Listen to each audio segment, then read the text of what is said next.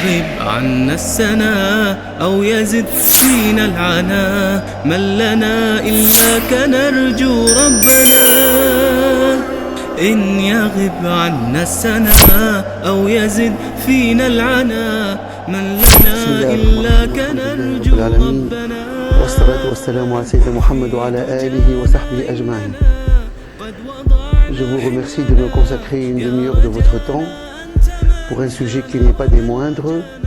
Le sujet s'intitule, comme l'a dit le frère Ilyes, le jeune Ilyes, ordonner le bien et proscrire, réprouver le mal. Al-amru bil-ma'ruf wa nahy al-munkar.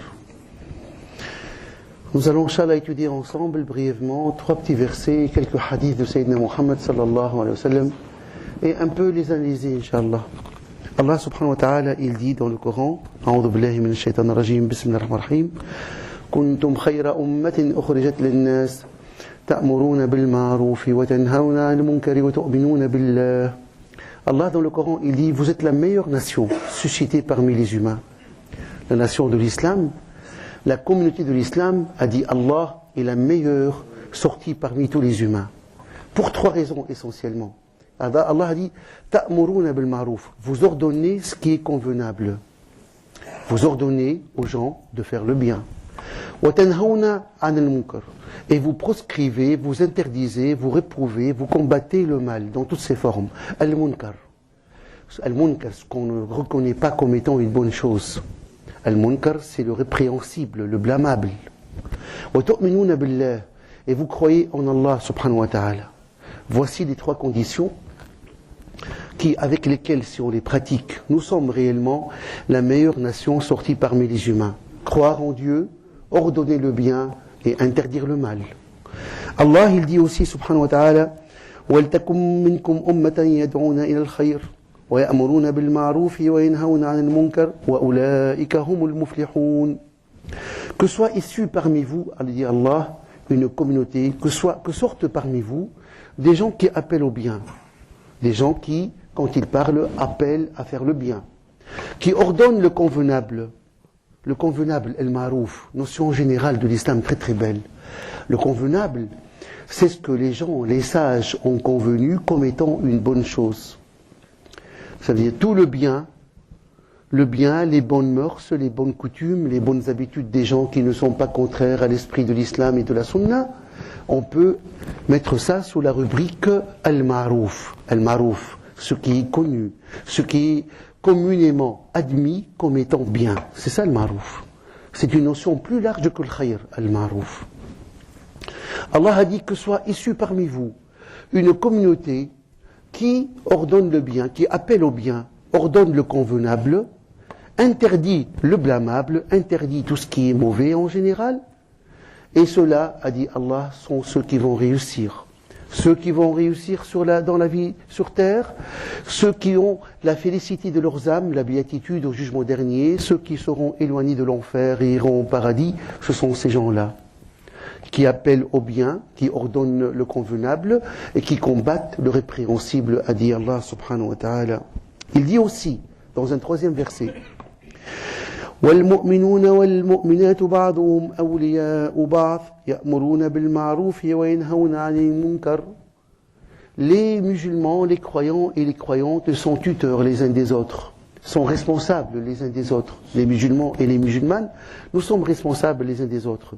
Allah a dit, ils ordonnent, les vrais musulmans, les vrais croyants, les vraies croyantes, ils ordonnent le convenable et ils interdisent le blâmable, les choses pour lesquelles on peut être blâmé. Pourquoi ?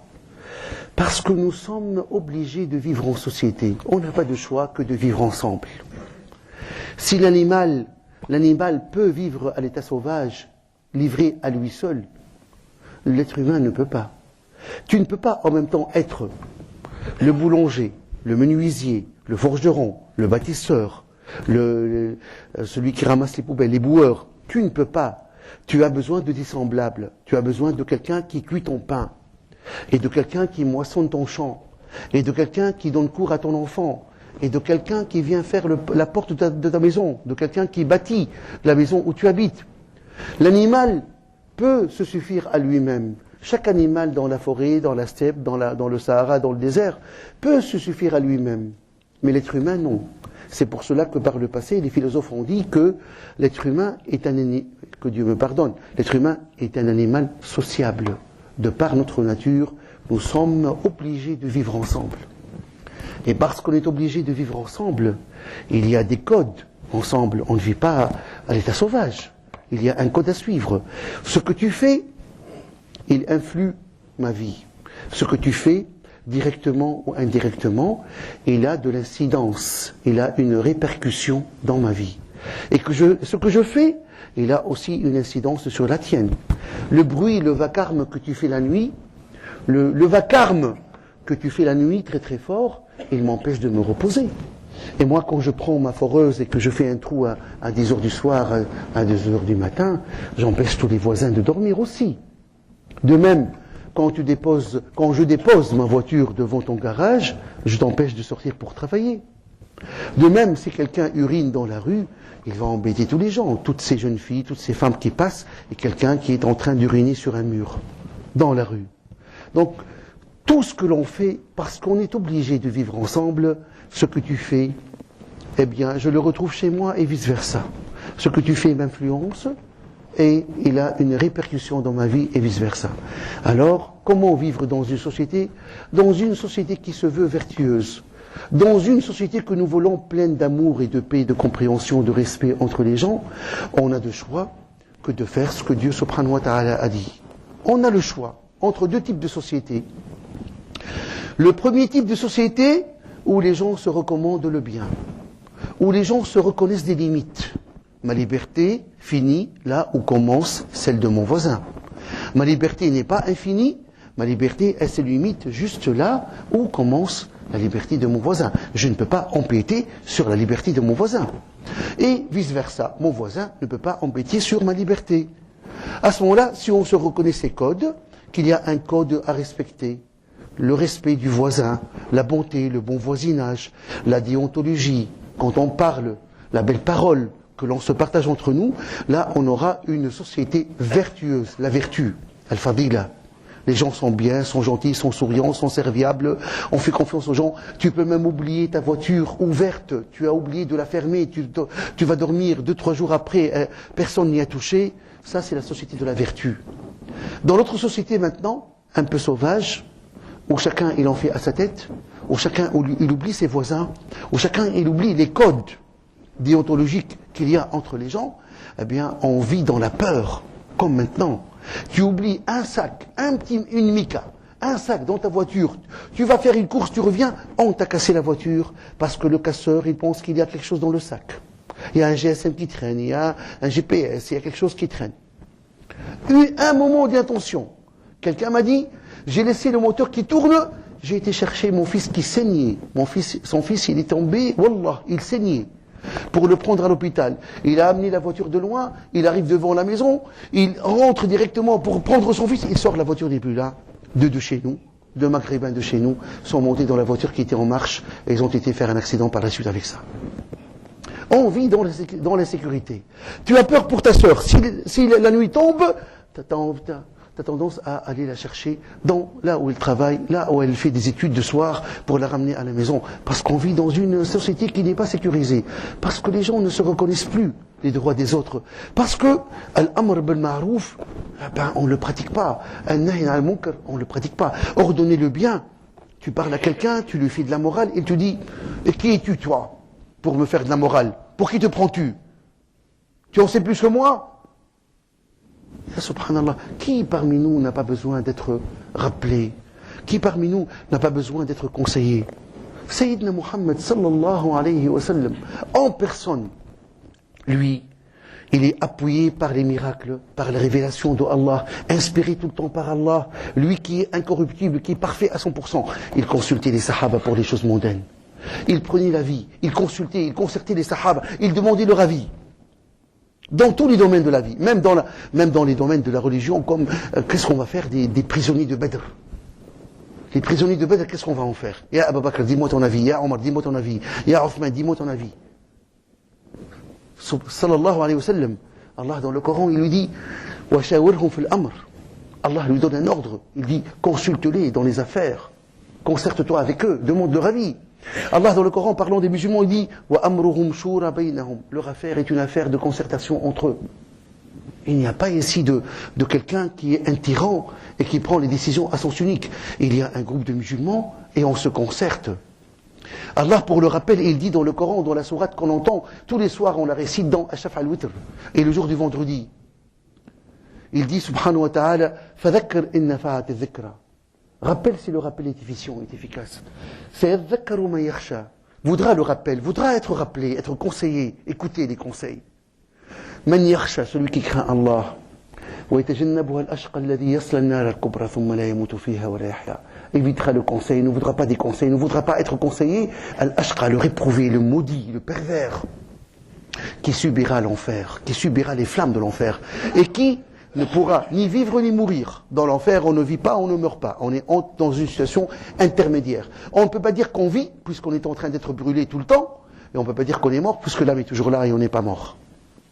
Donc on est dans la souffrance et le châtiment continuel dans l'enfer. Qui? Celui qui refuse le rappel. Celui qui s'écarte du rappel, qui ne veut pas qu'on lui rappelle. Qui es-tu, Harry? Qui suis-je?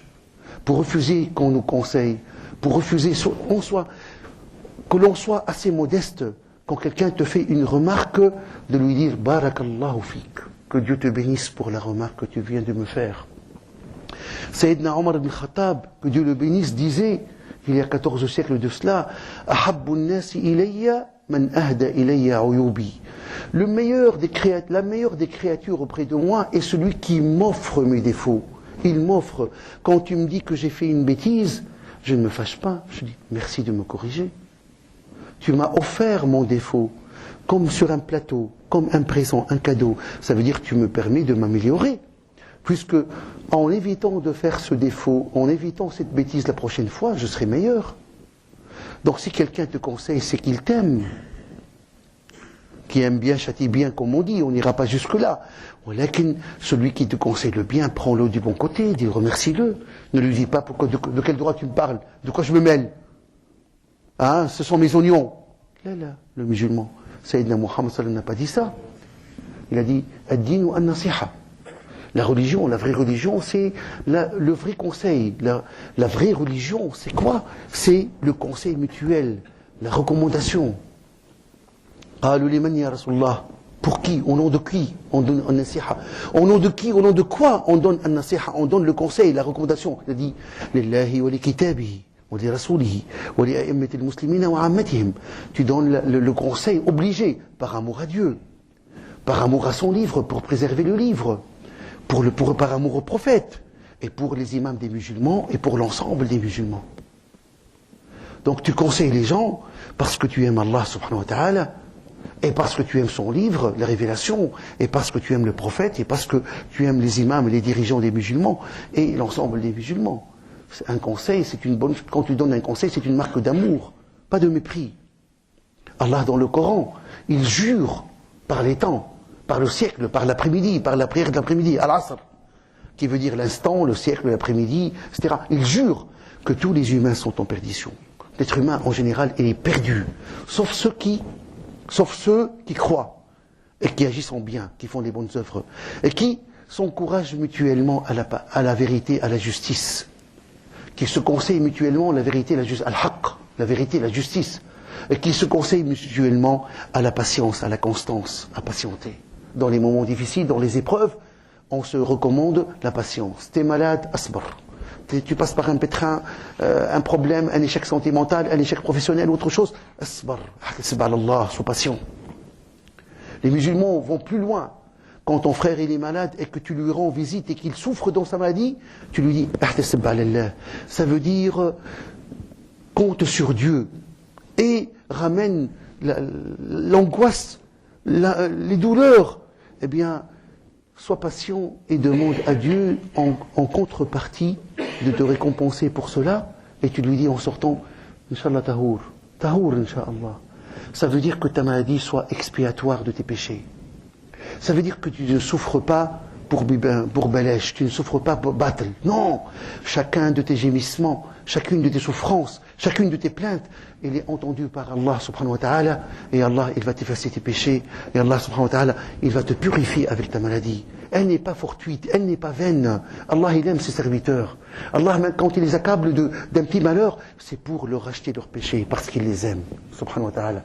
Comme ça, comme a dit Sayyidina Muhammad sallallahu alayhi wa sallam, il a dit, Allah accable le bon serviteur, il l'accable dans ses biens, dans sa famille, dans tout ce qu'il a, jusqu'à ce que, quand il puisse se promener dans toute la terre sans qu'il ait un seul péché sur son dos.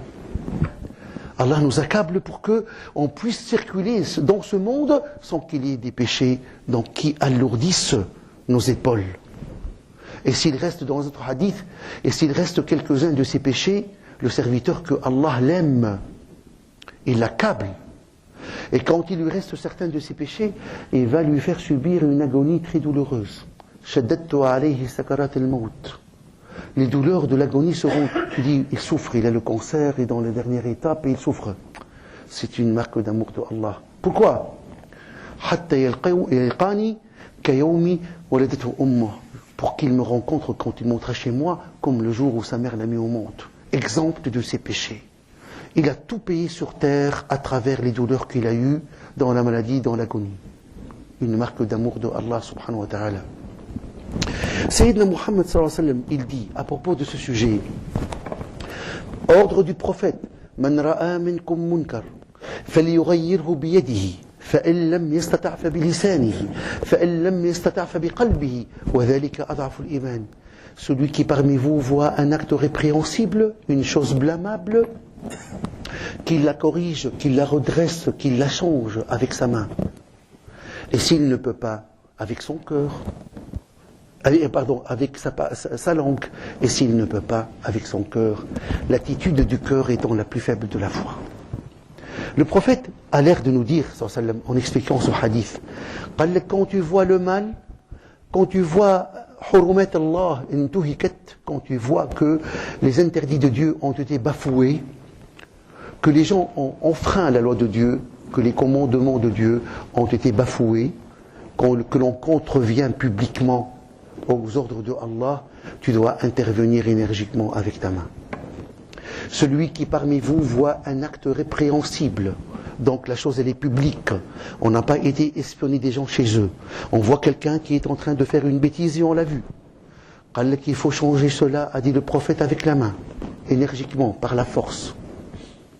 Et si on, par la force, mais pas pour frapper, taper, insulter, non, changer, ça veut dire arrête ceci, remets-lui son bien, sors le GSM que tu viens de le voler, remets la chose à sa place. Et si tu ne peux pas, tu dis mais monsieur, c'est le type, le fautif, il est karatéka, 1m90, 6e dan, qu'est-ce que je peux, j'ai pas de chance. Et si tu ne peux pas, avec la langue, le bon conseil, taqillah, crains Allah, qu'est-ce que tu fais? Pourquoi tu as fait ça? Tu oublies qu'Allah te regarde, tu aimerais que l'on te fasse ça? Pourquoi tu as fait ça? Mais t'as volé, je vois que tu t'habilles bien, tu t'habilles signé, tu vis bien. C'est tma, c'est la cupidité qui te pousse à faire ça. La cupidité tma, arrête, c'est pas bien. Fabilisani, le conseil, l'exhortation, la bonne exhortation, le conseil, la bonne parole. Il ne peut pas, ni avec la main, ni avec la langue, la bouche, alors avec le cœur. J'ai vu une photo exemple, j'ai vu une grande affiche publicitaire où il y a un corps de femme nue. Je ne vais pas commencer à amener une échelle de 12 mètres, de monter, de la déchirer, non. Mais je passe en disant Allahumma inna hada munkar. Ya Rabbi, ça c'était répréhensible, ça c'est haram. Parce que, ya musulman, je mets en garde, le jour où tu passes à côté du haram et que ton cœur ne réagit pas, le cœur, le silence du cœur, l'attitude la plus faible de la foi, la lâcheté de la foi. Si ton cœur ne réagit pas au haram, c'est le début de la fin. Si ton cœur s'habitue au haram et qu'il n'y a pas une réaction forte en toi en disant Allahumma inna hada munkar, ya Rabbi, ce que je vois, il est haram, je le dénonce par mon cœur. Si tu ne dis pas ça et que tu passes à côté du haram sans le dénoncer avec ton cœur, eh ben c'est la fin du commencement pour ton cœur. c'est que tu t'habitues à ces gens-là qui font le haram. Tu acquiesces quelque part. Tu es complice avec ton silence. Wala'iyadu billah. Alors au moins, ne dites pas comme certains, quand on nous dit Eshir, quelque chose, que Dieu nous pardonne et leur pardonne. De chez nous, du bled.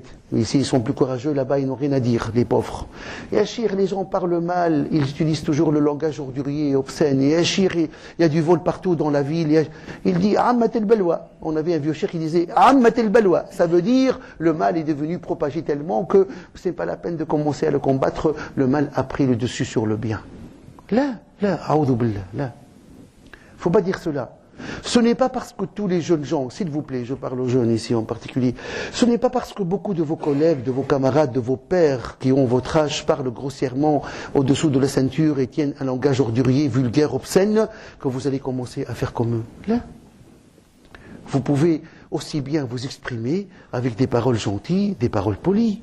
Ce n'est pas la peine que je me fasse ma place dans la bande, dans le quartier, en frimant, en tenant un langage vulgaire, ordurier, obscène. Là, je peux très bien m'imposer dans le quartier sans avoir à utiliser des paroles grossières. Parce que je parle de cela comme exemple, parce que maintenant c'est devenu général d'interjecter, de dire des jurons, d'interjecter avec des paroles haram et de dire des jurons tout le temps. On peut s'en passer, on n'a pas besoin de ça. Pour s'imposer, pour se faire prévaloir en tant que quelqu'un qui fait sa place dans la société. Ce n'est pas parce que tous les jeunes parlent de fumer, de rouler des joints, que moi aussi je dois participer, moi aussi je suis branché, je ne suis pas dépassé. Là. Au contraire, tu dois être un élément, un vecteur de bien, pas de mal. Tu dois avoir le courage de dire arrêtez, est-ce qu'on ne peut pas parler d'autre chose? Celui qui vient vers toi en frimant, en disant qu'il a bu le vin hier, qu'il est sorti avec une fille, qu'il a volé, qu'il prépare un coup, tu peux très bien le casser. Tu n'es pas obligé de rentrer dans son jeu. Tu peux dire, tu ne peux pas changer de sujet. Tu ne peux pas, s'il te plaît, changer de sujet. Tu ne peux pas parler d'autre chose. Ta vie privée ne nous regarde pas. Ce que tu fais est haram et il n'y a pas de mérite à parler de haram. Il n'y a pas de mérite à tirer orgueil du haram. Car Allah, dans le Coran, il dénonce ces gens-là en disant ils sont pris par la fierté de leur tort, de leur péché. Ils tirent profit et orgueil et fierté de leur péché. Là. Un double péché. Non seulement ils font les péchés, mais ils s'en vantent. Ils se font réputation avec cela. Vous vous rendez compte? Sayyidina Muhammad sallallahu alayhi wa sallam disait il y a 14 siècles Kullun mu'afa illa al-mujahirin. Toute personne sera pardonnée sauf ceux qui déclarent haut et fort leurs péchés. Kullun mu'afa. Tous les gens seront pardonnés. Allah leur donnera al-afiya, pas le feu, al-afiya, là, le salut, la félicité, la béatitude au jugement dernier. Illa al-mujahirin, sauf ceux qui déclarent haut et fort leurs péchés. Cela, Dieu ne leur pardonnera pas. Et maintenant, la mode des jeunes, quand il fait un grand péché, il vient en frimant. Les gars, écoutez la dernière, j'ai un truc à vous dire. Et il raconte comment il a fait le carjacking en tirant une femme faible du volant de la voiture et comment il est monté dans la voiture, comment il a fait ceci, cela, et il s'en vante comme si c'était un acte de bravoure, alors que c'est un acte méprisable chez Allah subhanahu wa ta'ala. Sayyidina Muhammad sallallahu alayhi wa sallam, il dit aussi والذي نفسي بيده لتأمرن بالمعروف ولتنهن عن المنكر أو ليوشكن الله أن يبعث عليكم عقابا منه ثم تدعونه فلا يستجاب لكم. Le Nabi, il jure, il dit, par celui qui détient mon âme, par Allah qui détient mon âme dans sa main, dans la main de Dieu subhanahu wa ta'ala, ou vous ordonnez le convenable et que vous devez ordonner le convenable et vous devez proscrire, interdire, combattre le répréhensible, le blâmable, ou Allah, sinon Allah est sur le point d'envoyer sur vous son châtiment, son supplice, l'azab. Puis vous allez l'invoquer et il ne vous répondra pas, il ne vous exaucera pas. Vous devez absolument propager entre vous la bonne parole, recommander le bien, interdire le mal. Et si vous ne le faites pas, a dit le prophète ici qui ne ment pas, sa parole est véridique, Dieu vous enverra l'azab, le tourment, le supplice. Regardez dans quel état on est. Regardez dans quel état on est. On a peur pour nos voitures, on a peur pour nos maisons, on a peur pour nos enfants. On vit dans la peur. L'un de nous, il marche avec ses yeux tout le temps sur ses épaules. Les voisins, entre eux, se craignent. Il n'y a même pas parfois des amitiés, il y a des inimitiés. L'aversion, la haine, entre deux voisins qui ont le même mur mitoyen. Est-ce qu'il y a plus de tourments que cela? Est-ce qu'il y a plus de adab que ça? Il y a plus, bien sûr, il y a 1000 fois plus, mais déjà, on est dans Tamara. Parce qu'on a arrêté de le faire. Parce que nous sortons maintenant, la mosquée, elle est bien, nous sommes ici, c'est bien entre nous. Mais dès qu'on sort, on perd ses moyens. On perd son courage. Hein, on n'ira pas voir quelques jeunes qui roulent des joints pour leur dire arrêtez, haram que vous faites, craignez Allah. Pourquoi la prière a été annoncée ici, il y a 3 rangées ici, et tandis que le café à côté, il est bourré jusque-là. Il y a de quoi faire encore 3 rangées. C'est bizarre, hein? C'est bizarre. On passe à côté de gens, on craint qu'ils te pointent, ils sont tous armés, ils ont tous des chafras, etc. Et on passe la tête baissée. Nous, les vieux, on prie dans la mosquée, on dit beaucoup de belles choses, on sort dans la rue, hein, on devient des poltrons. On a peur. Des représailles. On a peur. On a peur pour la voiture, pour ma fille, pour la vitrine de ma maison. Le rayonnement des mosquées s'arrête au niveau de la porte des mosquées, c'est ça le problème. Il dit aussi, sallallahu alayhi wa sallam, l'exemple de ce مثل القائم في حدود الله والواقع فيها كمثل قوم استهموا على سفينة فسار بعضهم أعلاها وبعضهم أسفلها وكان الذين في أسفلها إذا استقوا من الماء مروا على من فوقهم فقالوا لو أن خرقنا في نصيبنا خرقا ولم نؤذي من فوقنا فإن تركوهم وما أرادوا هلكوا جميعا وإن أخذوا على أيديهم نجوا ونجوا جميعا. Quelle belle parabole, quel bel exemple. Le Nabi sallallahu alayhi wa sallam a dit l'exemple de ceux qui pratiquent les commandements de Allah et de ceux qui contreviennent à ces commandements, l'exemple de ceux qui se reconnaissent les limites fixées par Allah et l'exemple de ceux qui piétinent sur ces limites, qui passent outre ces limites, qui font n'importe quoi, c'est comme l'exemple d'un groupe de gens qui ont pris un bateau. Alors ils ont tiré au sort, la moitié la moitié A sur la passerelle au nord, la moitié B dans les cales. On ne peut pas tous être en haut et en bas, on va se diviser. Qui veut aller en haut? Moi. Il y a des gens sur la passerelle, au-dessus du navire. Il y a des gens dans la cale en bas. Alors les gens dans la cale, à chaque fois qu'ils vont chercher de l'eau, ils passent par ceux du dessus. À chaque fois qu'ils vont chercher de l'eau de mer, pour laver leurs vêtements, pour faire leurs ablutions, pour autre chose, ils vont passer par le haut. Ils montent, ils prennent de l'eau, ils descendent dans la cale. Ils se sont dit, et si on fait un trou dans la cale pour aller chercher l'eau directement, pourquoi on doit monter, descendre, déranger ceux qui sont en haut? On va faire un trou ici directement, on prendra l'eau directement de la mer et on ne va pas embêter ceux qui sont en haut. Et on fera moins de trajets. Et le Nabi Muhammad sallallahu alayhi wa sallam a dit, si les gens d'en haut les laissent faire, ils seront tous péris, ils vont tous périr, tous noyés. Et si les gens d'en haut vont tenir sur leurs mains, akhadou ala aydihim, expression arabe pour dire les empêcher. Najaw ou najaw jami'a, ils seront tous sauvés. Ça veut dire l'exemple de ceux qui pratiquent les commandements de Allah et de ceux qui les bafouent. Si ceux qui pratiquent laissent les autres faire, c'en est fini de nous. Si ceux qui se reconnaissent les limites de Allah et qui exécutent les commandements de Dieu et qui n'osent pas, qui n'ont pas le courage d'enfreindre, de contrevenir aux lois de Dieu, et qu'ils tapent sur les mains, les doigts des autres, la société va être sauvée. Mais si ceux d'en haut laissent les autres faire, la société, elle va être corrompue. Elle sera maudite par Allah, et Allah fera descendre sur elle son châtiment. Il dit aussi, sallallahu alayhi wa sallam, un sahabi a dit, Jarir ibn Abdullah a dit, بايعت رسول الله صلى الله عليه وسلم على إقام الصلاة وإيتاء الزكاة والنصح لكل مسلم. J'ai fait allégeance et soumission au prophète. Le prophète m'a tendu la main, j'ai tendu la main, je l'ai serré, j'ai fait acte de soumission et d'allégeance, al-bay'a, le mot bay'a. Pour 3 choses. Pour accomplir la prière à l'heure, et pour donner à zakat, et pour conseiller le bien à tout musulman. Ça veut dire ne pas tenir ma langue dans ma bouche, mais à chaque fois que l'occasion m'est donnée de conseiller le bien, d'interdire le mal, j'interviens. J'ai fait la promesse au prophète que je dois faire ces 3 choses-là. Prier tout le temps, et donner la zakat de mon argent, et conseiller le bien à toute personne qui mérite un conseil. Autre hadith, nous sommes au 4e hadith.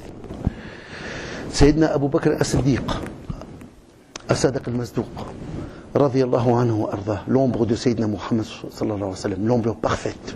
Il a dit, Ya ayyuha an-nas, innakum lataqra'una hadhihi al-aya, Ya ayyuha alladhina amanu alaykum anfusakum, la yadhurukum man dalla idha ihtadaytum. Oh vous les gens, vous lisez ce verset du Coran. Allah a dit dans le Coran, oh vous qui avez la foi, oh vous les croyants, vous êtes responsables de vous-même. Ceux qui se sont égarés ne peuvent vous nuire si vous êtes bien guidés. Alaykum anfusakum, vous êtes responsables de vous-même. La yadhurrukum man dhalla idha ihtadaytum. Ceux qui se sont égarés ne peuvent vous faire du mal, vous nuire si vous êtes bien guidés. Wa inni sama'tu, c'est Abu Bakr qui continue, radiyallahu anhu arda. Wa inni sama'tu Rasulullah sallallahu alayhi wa sallam yaqul إن الناس إذا رأوا الظالم فلم يأخذوا على يديه أوشك أن يعمهم الله بعقاب من عنده. J'ai entendu Sayyidina Muhammad sallallahu alayhi wa sallam dire, quand les gens voient quelqu'un, l'agresseur, commettre son agression, et qu'il ne tape pas sur ses mains, qu'il ne l'arrête pas, Allah est sur le point, subhanahu wa ta'ala, de leur envoyer un adhab général, de leur envoyer un châtiment général. يوشك الله عز وجل أن يعمهم بعقاب من عنده. Donc la sentence de Allah risque de les ombrager, de venir sur eux tous à la fois, parce qu'il y a parmi nous un zalim, et il y a des gens qui regardent. Mais ceux qui regardent, ils ne sont pas complices quelque part par leur silence. On voit quelqu'un qui est en train de voler une voiture, de pousser la porte, de casser la vitre, et nous on passe et à la limite on fait un sourire. Mais est-ce qu'on n'est pas complice? Si qu'on est complice. Sayyidina Muhammad sallallahu alayhi wa sallam a dit, Umsir akhaka zaliman aw mazluman. Assiste ton frère et secours-le, qu'il soit agresseur ou agressé. C'est le prophète qui parle. Sallallahu alayhi wa sallam. Le prophète, notre bien-aimé, qui n'a dit que du bien toute sa vie. Sallallahu alayhi wa sallam. Assiste ton frère, secours-le, ton frère, sois avec lui, donne-lui la victoire s'il est agresseur ou agressé. Ils ont dit à Rasulullah, quand il est agressé, d'accord, mais comment quand il est agresseur? Quand il subit un tort, on est avec lui, mais comment quand lui-même il fait le tort? Il a dit, que tu prennes sur ses mains, ça veut dire que tu mettes fin tout de suite à son agression. Sois avec ton frère, assiste-le, secours-le, quand il est agressé, parce que quand il est agresseur, il se fait du tort à lui-même. Parce que devant Allah, plus tard au jugement dernier, sa victime, elle va demander réparation. La personne, ton frère est en train de faire du mal à quelqu'un, un étranger, quelqu'un. Mais ton frère, il perd ses hasanat. Et il prend les sayyi'at de sa victime. Au jugement dernier, Allah, il est le juge, et le plus juste des juges. Subhanahu wa ta'ala. Il va amener les deux créatures. Et même si celui-là est musulman, même si l'autre il est kafir, le musulman devra payer. Il a fait du tort à l'autre créature de Allah subhanahu wa ta'ala. Alors assiste ton frère et secours-le. Quand il est agressé, c'est normal. Mais quand il est agresseur, dis-lui arrête. Arrête de faire ça. Un bon ami, pas les faux amis, hein, un vrai ami. Quand il te voit faire une bêtise, brosser un cours, ou parler mal, ou voler les affaires de quelqu'un, il dit arrête, qu'est-ce que tu fais? S'il t'aime bien, arrête. Mais s'il est aussi mauvais que toi, il va faire le gay, il va surveiller, il va t'aider. والعياذ بالله. عن ابن مسعود رضي الله عنه أن النبي صلى الله عليه وسلم قال, autre hadith, le hadith est un peu long, sur les Bani Israël. Regardez ce qui est arrivé à une catégorie des gens de Bani Israël.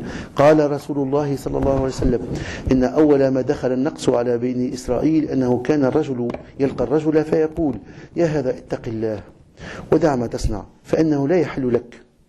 J'explique en même temps. Nabi Sallam a dit, la première chose qui a fait diminuer la foi, la première chose qui a fait diminuer la foi, la croyance chez les bénis Israël, les enfants de Sayyidina Israël alayhi salam, les enfants de Yaqub alayhi salam, fils de Ishaq, fils de Ibrahim, que Dieu les bénisse, les bénis Israël, c'est que l'homme rencontrait son prochain, rencontrait son voisin en train de faire des bêtises et lui dit, crains Allah, arrête ce que tu fais, laisse tomber ce que tu fais, ça ce n'est pas, ce n'est pas permis de le faire.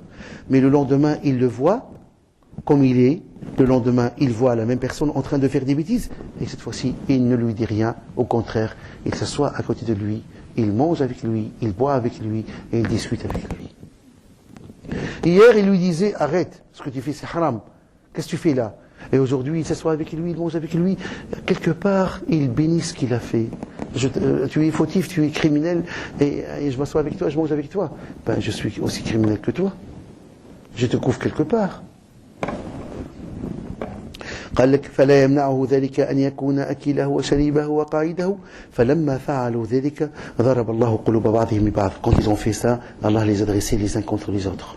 Allah a dressé les uns contre les autres parce qu'ils passaient devant le haram sans respecter, sans faire des remarques. ثم قال قرآن بسم الله الرحمن الرحيم لعن الذين كفروا من بني إسرائيل على لسان داود وعيسى بن مريم ذلك بما عصوا وكانوا يعتدون كانوا لا يتناهون عن منكر فعلوه لبئس ما كانوا يفعلون ترى كثيرا منهم يتولون الذين كفروا لبئس ما قدمت لهم أنفسهم إلى قوله فاسقون.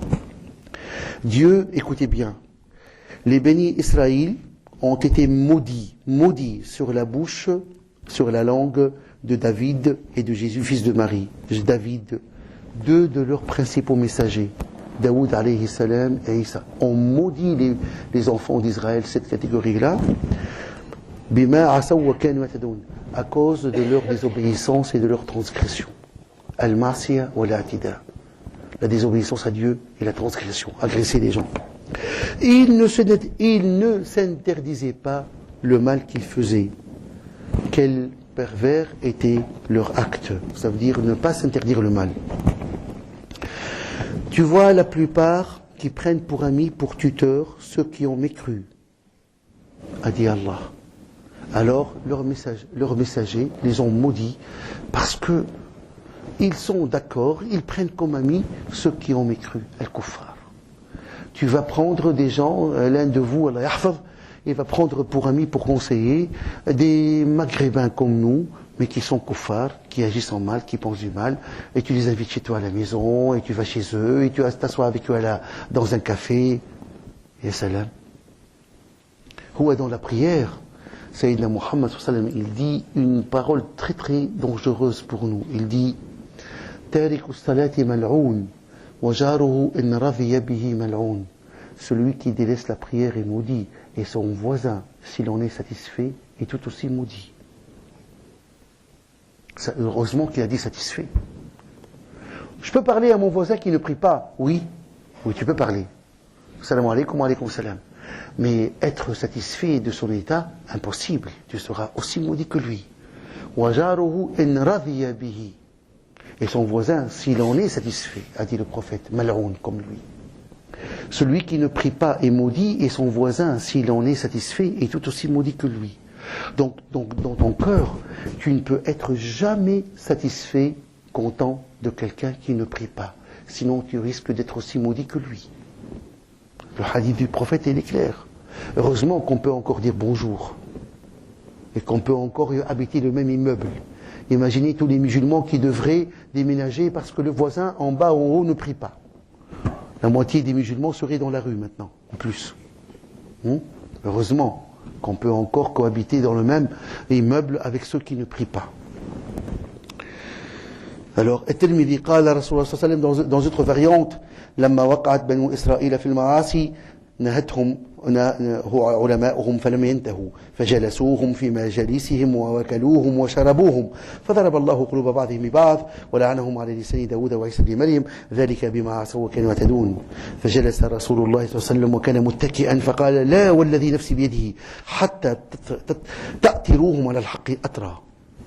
قال النبي صلى الله عليه وسلم, il a dit, lorsque les bénis Israël sont tombés dans les désobéissances à Allah subhanahu wa ta'ala, ils ont exagéré dans les désobéissances, leurs savants leur ont dit arrêtez, ne faites pas ça. Mais ils n'ont pas arrêté. Alors leurs savants se sont assis avec eux, et ils ont mangé avec eux, ils ont bu avec eux, etc.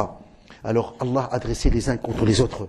Allah a suscité la haine, l'inimitié entre ces gens-là, et Sayyidina Daoud et Sayyidina Isa les ont maudits à cause de leur désobéissance et à cause de leurs agressions, transgresser les paroles de Dieu, les ordres de Dieu subhanahu wa ta'ala, et le prophète était accoudé. La parole est grave, la situation est grave. Il s'est redressé et il a dit, la walladhi nafsi biyadihi, non par celui qui détient mon âme.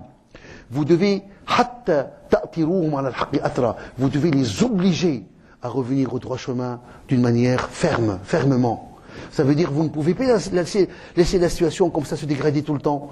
Hein, nos jeunes sont en train de dealer, ils volent des voitures. Il n'y a pas une voiture étrangère ici qui n'est pas là, qui n'a pas été cassée. Ils sont en train de faire du carjacking, du homejacking. Ils sont en train de voler, de faire du racket devant les écoles. Et nous, on est là et on ne dit rien. Non, a dit le prophète. La situation, elle est grave. Il s'est relevé, il a dit non, jusqu'à ce que vous les obligiez fermement à revenir à l'al-haq, la vérité, la justice. Pour dire que la situation, elle est grave. Alors, donc, le dernier que je reprends ici, parce que je vois que j'étais un peu long, Sayyidina Muhammad sallallahu alayhi wa sallam, quel exemple de conseil du prophète. Un jour, il a vu un homme dans la mosquée avec une bague dans la main. Sayyidina Muhammad sallallahu alayhi wa sallam. Il l'a prise doucement et il l'a laissé tomber par terre. Pourquoi l'un de vous, il porte une braise, il prend une braise de feu et il la met dans sa main. L'un de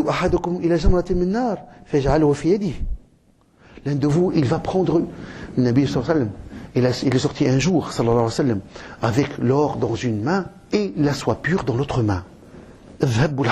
Il a dit, ces deux matières sont interdites pour les hommes de ma nation. Et puis, parce qu'on ne va pas commencer à ressembler aux femmes. Moi j'ai un bracelet, toi t'as un truc barracuda là qui tourne et t'as une bague et 4 bagues par-ci. Ça c'est pour les femmes. Tazwiq, c'est pour les femmes. L'ornement c'est pour les femmes. Comme dit Allah parlant des femmes dans la sourate Zukhruf, au verset 18. Les femmes qui sont créées, qui ont naquis, qui ont grandi dans les colifichés, dans les ornements, dans le tazwiq. Elles sont faites pour la parure du bas monde et elles ne sont pas claires quand elles se disputent. Ta femme, quand elle fait des misères, elle dit n'importe quoi. Tu n'arrives même pas à discuter avec elle. Elle gratte par-ci, elle gratte par-là, elle remonte 20 ans en arrière. Elle se rappelle que 1985 tu as fait ceci et en 90 tu as fait cela. Et on dit mais nous sommes en 2008. Oui, mais attends l'historique d'abord. Allah il parle. La femme elle a beaucoup de qualités, masha'Allah. L'islam, les jeunes musulmans de Belgique sont meilleurs sur l'islam que les garçons. Allah a dit que sa nature, elle a créé comme ça, elle aime bien être coquette un peu, la mode, être belle, se faire, etc. Et l'homme, le garçon va être comme elle. Une bague par-ci, une bague par-là, un bracelet. Celui-là m'a offert ma mère quand elle est revenue d'Espagne. Celui-là, c'est quoi cette histoire? Sayyidina Muhammad sallam, il avait une bague en argent, uniquement pour faire le sceau, khatam, pour sceller les missives qu'il envoyait, c'est tout. Et si ce n'était pas ça, il l'aurait pas mis. Une bague en argent, pas en or, en argent, fadda, de 4 grammes, dans la main droite, pas dans la main gauche, à la méthode des chrétiens, au nom du Père, du Fils, du Saint-Esprit, Amen. Là, c'est pas moi qui le dis, c'est Kushk rahimahullah, qui vit parmi les Nasara. Il a dit c'est une habitude tout à fait chrétienne. C'est quoi cette habitude de mettre ici dans comment ça s'appelle ça déjà, l'annuaire ou je sais pas quoi, hein? Non, le troisième ici, le quatrième là, où l'on met justement le truc de, voilà. C'est parce qu'on met l'anneau du mariage. Au nom du Père, du Fils, du Saint-Esprit, Amen. Le type, Nabi sallam, il a vu une bague dans la main de quelqu'un, il l'a soutiré à son habitude, tendresse, douceur, masha'Allah. Il avait peur pour le sahabi, pour son compagnon. Sinon, il n'aurait pas réagi. Il a jeté par terre, il a dit, comment est-ce que l'un de vous, il va ramasser une braise de feu qu'il met dans sa main? Yahraq nafsu bin nar, il est en train de se brûler avec ça. Alors quand le prophète est parti, regardez comment les sahaba comprenaient la leçon.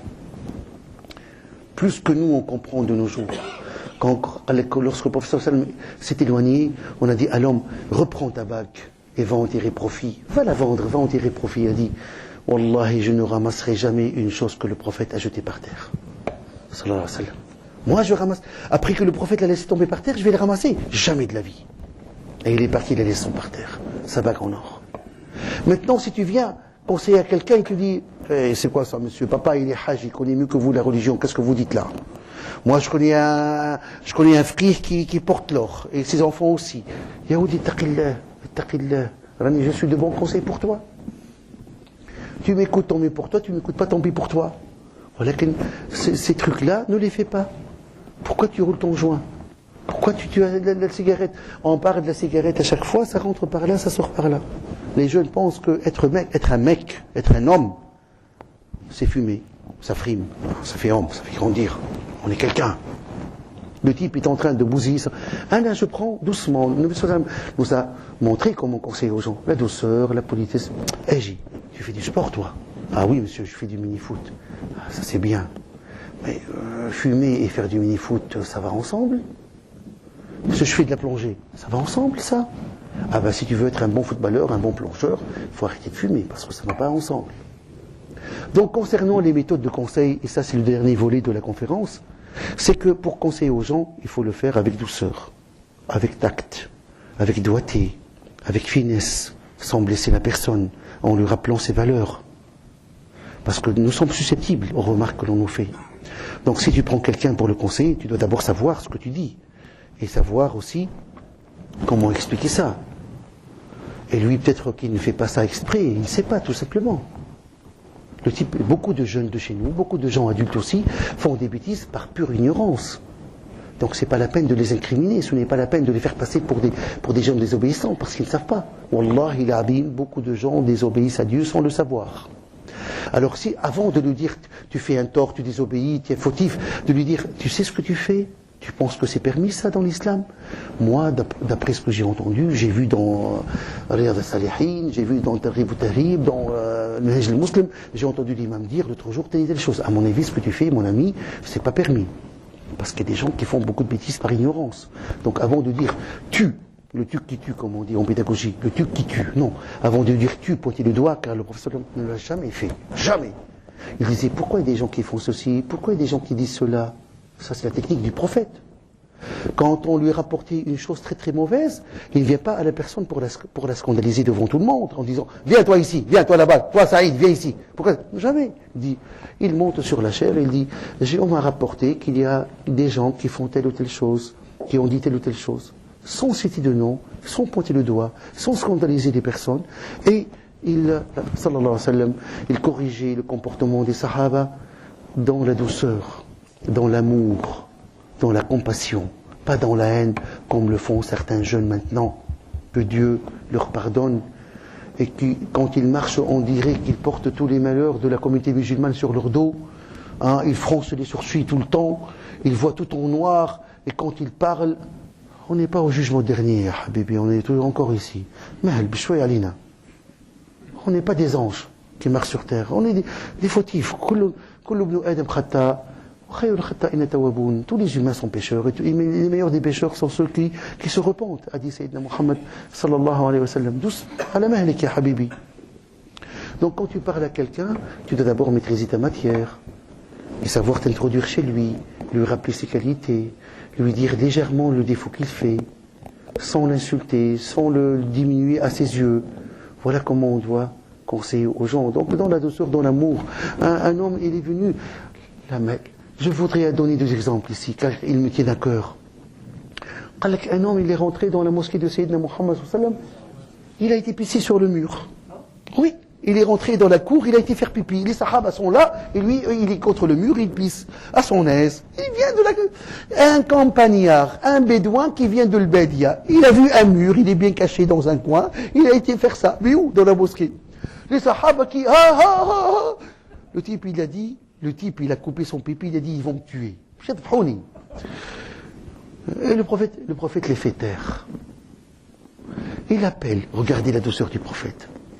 Il appelle doucement, avec le geste. L'homme, khaïf, plein de peur, d'angoisse, il arrive vers le prophète. Le prophète lui fait signe de s'asseoir. Et lui dit, ces maisons-là sont les maisons de Dieu. Elles n'ont été faites que pour la prière et l'invocation de Dieu. C'est tout. Il lui a pas dit, pourquoi tu as fait ceci? On t'a pas dit, t'as souillé. Et il a dit, allez chercher quelques seaux d'eau, arroser le mur avec les eaux, car l'eau, en grande quantité, va dissiper donc les traces du pipi. Ça fait. Un autre, ça c'est plus fort. Hein. Quelqu'un dans la prière derrière le prophète, il a éternué. Atas. Atchoum. Et il a dit à voix basse,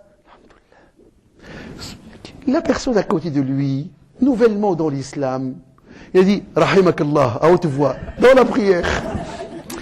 Non, mais c'est dit derrière le dos de Sayyidina Muhammad sallallahu alayhi wa sallam. Quelqu'un a éternué dans la prière. Il a dit Alhamdulillah. Mais l'autre l'a entendu. On lui a dit que quand quelqu'un éternue, il dit Alhamdulillah, tashmituhu, ça veut dire tu lui donnes Rahimakallah. Mais lui, il a dit à haute voix Rahimakallah.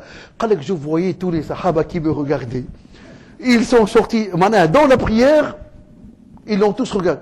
Qal, ouï, qu'est-ce qu'ils vont me faire à la fin? À la fin de la prière, le Nabi Muhammad sallam l'a appelé pour lui dire que dans la prière, on ne parle pas, on ne mange pas, on ne rit pas, sinon la prière n'est pas dans ce sens. Doucement, sans aucun... le Nabi sallam lui a parlé sans aucune mauvaise remarque désobligeante, sans le gêner.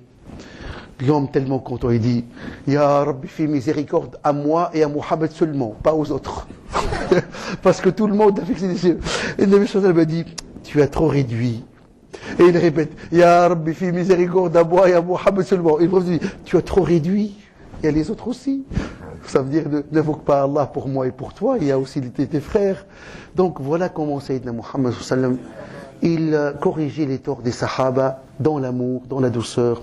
Rappelez-vous, pour certains parmi nous ici qui sont un peu âgés, que nous étions aussi fautifs, que nous étions aussi dans l'égarement et dans l'erreur, et que Allah subhanahu wa ta'ala, sans dire du bien de nous, Inch'Allah nous a mis dans le droit chemin. Donc quand je m'adresse à un jeune pour lui faire des remarques parfois, je me rappelle directement dans ma tête que j'étais comme lui, j'étais peut-être même plus perdu que lui. Et que Allah a mis sur mon chemin, sur le vôtre, des frères de grande valeur, Inch'Allah, qui nous ont tendu la main par amour, par compassion, et qui nous ont sortis de notre torpeur. Alors toi aussi, quand tu vas conseiller à ton frère, rappelle-toi ce que tu es il y a quelques années. Rappelle-toi tes errances, tes égarements, rappelle-toi. Et donc vas-y avec la compassion et l'amour, pas avec la haine de quelqu'un qui sait. Voilà donc ce que j'avais à dire pour ordonner le bien et ordonner le mal. Nous n'avons de choix, mes frères et mes sœurs, que d'ordonner le bien et de réprouver le mal. Si nous voulons demain une société vertueuse pour nos enfants, moi ma vie est déjà derrière moi. Mais je pense à mes enfants, à mes petits-enfants, je pense à mes élèves et à ceux que j'ai eus, à ceux que j'aurai, Inch'Allah. Et je me dis, si nous voulons d'une société vertueuse, une société, Inch'Allah, paisible, sereine, il faut dès maintenant s'atteler. Car la vie, l'histoire, c'est un combat perpétuel entre le bien et le mal. Les philosophes par le passé, dans le cours de philo, dans le cours de français, nous ont expliqué que l'histoire humaine est une lutte entre les possesseurs et les dépossédés, ceux qui ont et ceux qui n'ont pas. Ce sont les faits économiques qui dominent tout. Les faits économiques nous ont fait sortir de chez nous, nous ont fait faire al-hijra et tout ce que vous voulez. Je dis non. Non, pas du tout. L'histoire humaine et ta vie à toi, réfléchissez à ce que je vous dis, est une lutte perpétuelle entre le vrai et le faux, la vérité et le mensonge, la foi et la mécréance. Réfléchissez, depuis votre puberté jusqu'à maintenant, tu vas voir que ta vie est en dents de scie. Les rapports des humains entre eux, ta vie à toi, l'histoire humaine, l'histoire de chacun de nous, est un combat perpétuel entre croire ou ne pas croire, obéir ou désobéir, faire le bien ou faire le mal. C'est ça notre vie. Alors si nous ne voulons pas concéder du terrain à Satan, si nous ne voulons pas laisser Satan, parce que là Satan ne chante pas. Si toi et moi on prend des congés pour la prédication, pour un dawa, si moi je viens faire un dawa une fois tous les 4 mois, Satan il fait sa dawa tous les soirs, tous les instants, toutes les secondes. Si moi je dors et toi tu dors, Satan ne dort pas. Si nous on prend un congé de temps en temps pour nous reposer, Satan ne se repose pas. Comment faire face à cela? Alors il faut s'y mettre. Ordonner le bien et interdire le mal doit être le travail de chacun de nous, pour lui-même et pour sa famille, pour ses proches, pour ses voisins. Et si on arrive à le faire, Inch'Allah, on peut espérer que Bruxelles sera plus tard, Inch'Allah, un havre de paix pour nos enfants et nos descendants, Inch'Allah. Alors pour les questions, puisque l'anneau de mariage n'est pas autorisé, alors la robe de mariée n'est pas aussi autorisée. Non, pas du tout. Les femmes sont faites pour la parure de ce bas monde. Les femmes aiment tazouir, elles aiment être coquettes, elles aiment se faire belles.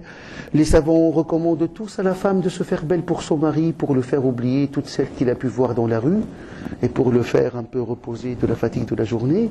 Et donc la robe de mariée, entre femmes, entre elles, les femmes entre elles, dans leur salle de fête, elles font ce qu'elles veulent de ce qui est féminin. Tant que ce n'est pas exagéré, tant qu'il n'y a pas d'excès, tant qu'il n'y a pas des dépenses prodigues, des gaspillages et autres qui sont méprisés dans l'islam.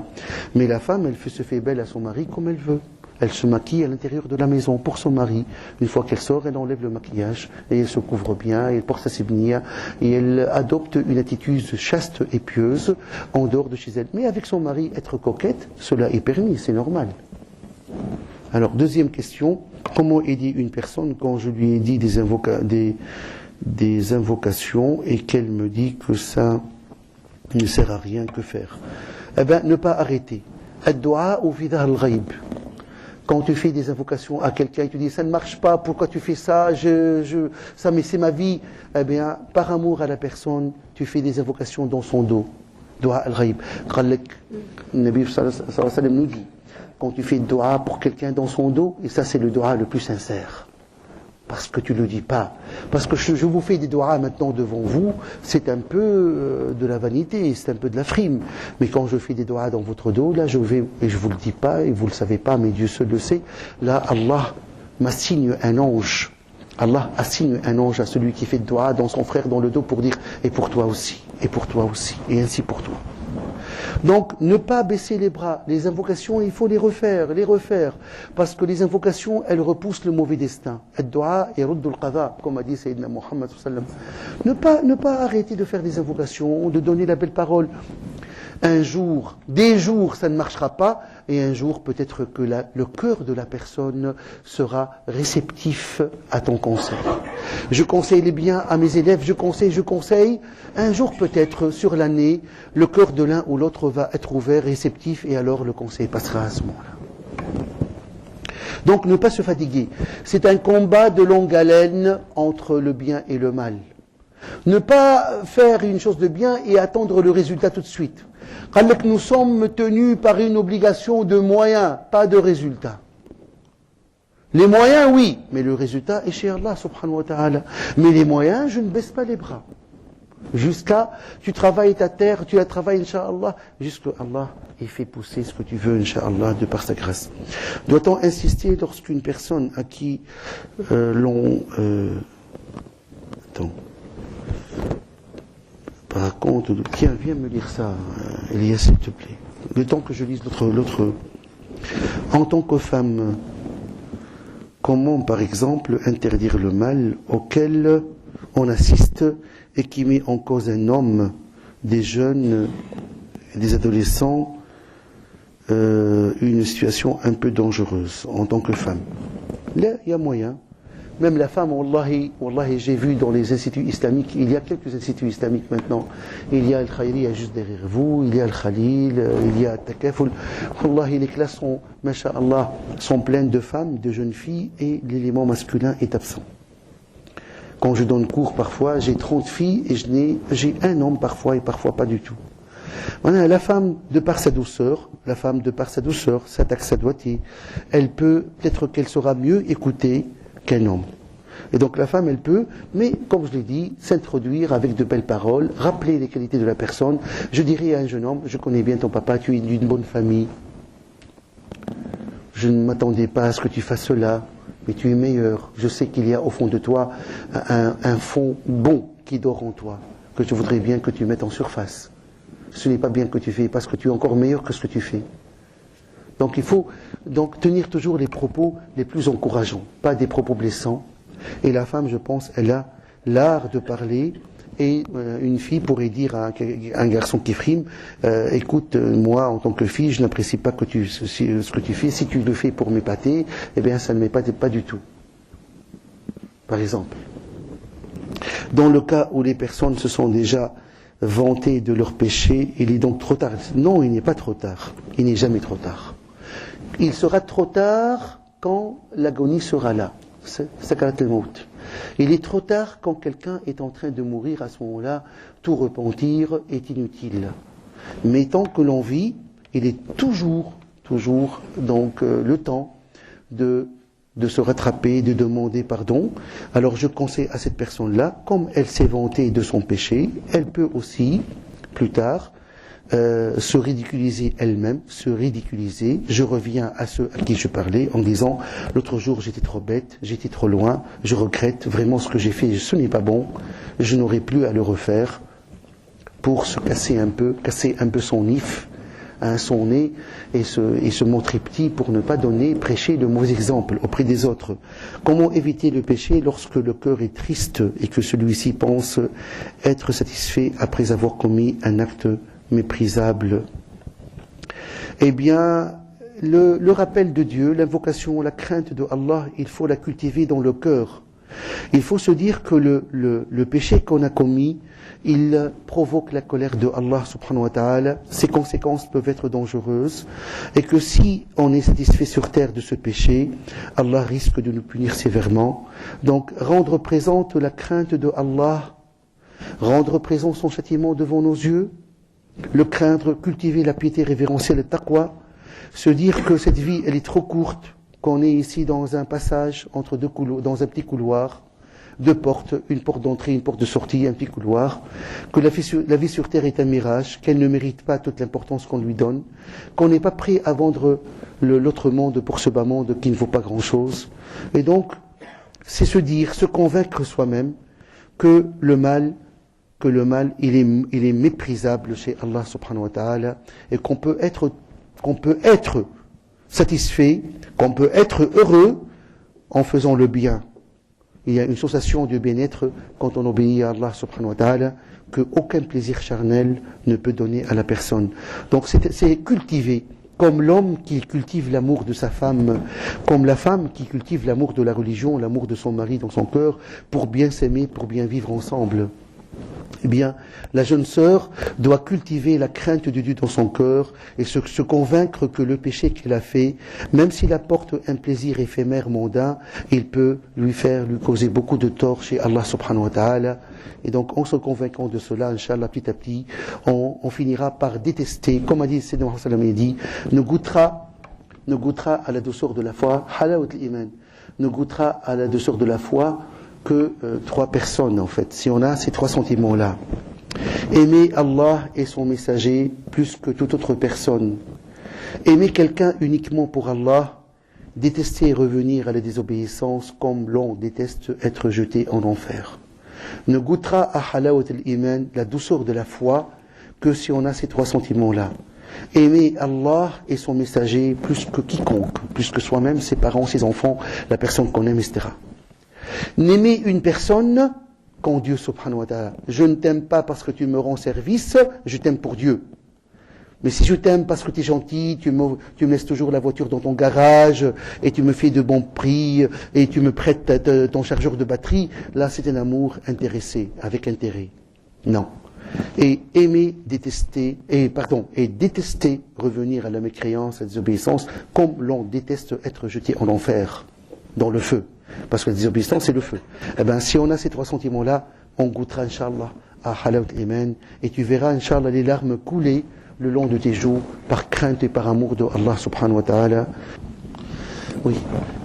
On doit absolument insister, l'on conseille à quelqu'un le bien, et qu'il se détourne, et plus on le conseille, plus il se détourne. C'est un combat d'usure, comme font les Juifs, les Israéliens, à nos frères palestiniens. Ils veulent les user avec le temps. Et nos frères, ils ont compris cela et ils résistent. Le temps, Inch'Allah, est en leur faveur, Inch'Allah. Inch'Allah. Ça fait 60 ans depuis donc la guerre du 6 jours, depuis 1967. Ça fait 40 ans qu'ils ont perdu le reste de la Palestine, et ils sont là, et ils persévèrent, et ils font des enfants pour les offrir en martyrs, masha'Allah, et ils sont délaissés, et ils ne baissent pas les bras. Et on leur propose d'aller au Canada, on leur propose beaucoup d'argent de sortir, de vendre leurs terres à des prix forts, et ils ne veulent pas. Eh bien, le monsieur que tu aimes, si tu l'aimes vraiment, tu ne vas pas l'abandonner. Le monsieur, le frère, la sœur, tu le conseilles. Il se détourne, tu le conseilles. Mais essaie de t'étourdir sois malin, par des cadeaux, par des offrandes, par une invitation à la maison pour manger. Parce qu'on dit chez nous,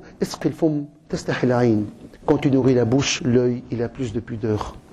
Donc si vraiment c'est arrivé, un frère m'a dit, pour ne pas dire un frère m'a dit, j'avais un élève très très difficile, un jour à l'heure du midi, je l'ai convié, je l'ai invité à venir manger un sandwich avec moi, j'ai payé, et ben depuis ce moment-là, il est devenu mon allié dans la classe. Je l'ai gagné, avec un sandwich, avec 4 €. C'est tout. Ben, un papa m'a dit, j'ai eu dur avec ma fille aînée, j'ai eu dur à lui faire porter le foulard, elle écoute la musique, elle passe des heures devant le miroir, elle veut se maquiller. J'ai souffert. Un frère que je connais bien, qui m'est très cher, je lui ai proposé de faire Al-Umra. Al-Umra. Tu viens avec moi? Au début, elle était réticente.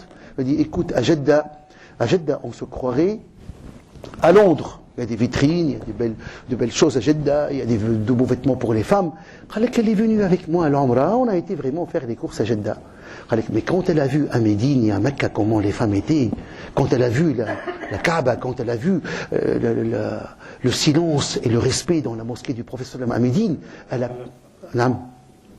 Quand elle a vu à Médine, la tombe du prophète à Médine et à Mecca, la Kaaba à Mecca et la tombe du prophète à Médine, ma fille, elle a changé à 180 degrés. C'est elle maintenant qui veille sur le foulard de ses sœurs, sur la prière, qui a sa maman, mets ton sebnia parce que quelqu'un il va rentrer. Vraiment, alhamdoulilah, ça m'a coûté un voyage, ça m'a coûté 1500 € et j'ai récupéré ma fille, alhamdoulilah, qui allait s'échapper d'entre mes mains. Donc parfois, il faut trouver la bonne réponse, la bonne chose. Tu peux donc offrir à ce frère-là, à cette sœur, un livre sur l'islam. Un livre, par exemple, il y a maintenant un beau livre simple, élémentaire, qui s'appelle L'islam, la voie naturelle. Très très beau livre, traduit de l'anglais, très très beau, qui explique en des termes gentils ce que c'est l'islam aux initiés, aux tout nouveaux. Pardon, pas aux initiés, aux tout nouveaux. Si la personne est encore à quelques longueurs dans l'islam, un autre livre encore plus avancé. Parfois un livre, parfois une invitation à la maison, parfois une bouteille de parfum, parfois un voyage. Et Allah subhanahu wa ta'ala, il t'aidera, Inch'Allah, mais ne baisse pas les bras, par compassion et par amour. اللهم اهدنا فيمن هديت وعافنا فيمن عافيت وتولنا فيمن توليت وبارك لنا فيما أعطيت واصرف عنا شر ما قضيت إنك تقضي ولا يقضى عليك إنه لا يعز من عاديت ولا يذل من وليت تباركت ربنا يا ذا الجلال والإكرام وتعاليت اللهم أرنا الحق حقا وارزقنا اتباعه وأرنا الباطل باطلا وارزقنا اجتنابه حبب إلينا الإيمان وزينه في قلوبنا وكره إلينا الكفر والفسوق والعصيان واجعلنا من الراشدين اللهم اهد شباب المسلمين أجمعين ووفقهم يا رب لما فيه رضاك ووفقهم في دينهم ودنياهم يا رب خذ بأيديهم إلى ما هو صالح لهم يا رب العالمين يا رب اجعلهم لنا قرة عين يا رب اشرح صدورهم ويسر أمورهم يهديهم إلى صراطك المستقيم يا رب العالمين اللهم اغفر لنا وارحمنا وعافنا وارزقنا واسترنا واعف عنا آمن روعاتنا واستر عوراتنا واختم الباقيات الصالحات أعمالنا ولا تخيفك آملنا ورجاءنا يا أرحم الراحمين ربنا آتنا في الدنيا حسنة وفي الآخرة حسنة وفي الختام اللهم صل وسلم وبارك على سيدي محمد عبدك ورسولك النبي الأمي وعلى آله وصحبه وسلم تسليما سبحانك رب العزة عما يصفون وسلام على المرسلين والحمد لله رب العالمين وبارك الله فيكم وجزاكم الله كل خير.